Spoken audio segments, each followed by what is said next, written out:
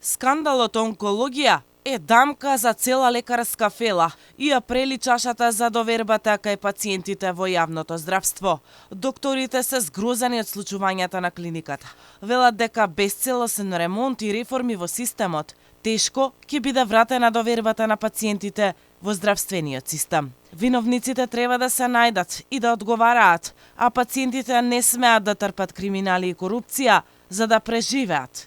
Ако преживеат. Довербата е комплетно различена заради тоа што многу долго, знаете, се шират разни муабети за работење против Хипократовата заклетва. Значи, кај нас пациентите кога идат кажуваат се и се што, нели, каде поминале, кој колку побарал, како било и што било.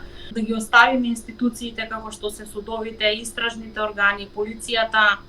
Очекувам најпрофесионално да си ја завршат оваа работа, бидејќи нема побитно од здравјето, нели, на пациентот. Не може да ги оставиме во последната точка кога треба они многу да веруваат во тие институции да ја изгубат.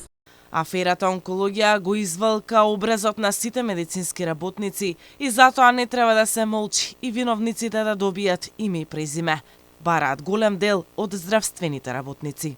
Не може оние кои што државата им дала нели одлични услови за работа, кои што им дала апарати, им дали одлична цена за дежурства, за се, и повторно додат да работат на друго место, да бараат приватно од пациенти. Значи има многу работи кои што не се во ред.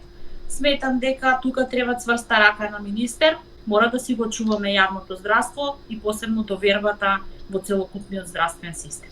Секој прво треба да има емпатија, нели сочувство кон проблемите на пациентите, максимално да се трудиме, мора да има поинаков систем. Јавноста ни се смирува за грозоморниот скандал, сите бараат одговорност и расчистување на криминалите, за кој аларм имаше од поодамна. Освен реакциите на докторите, изминатите денови се слушнаа многу потресни сведоштва и судбини од онколошки пациенти и нивните најблиски, кои очајно бараат правда.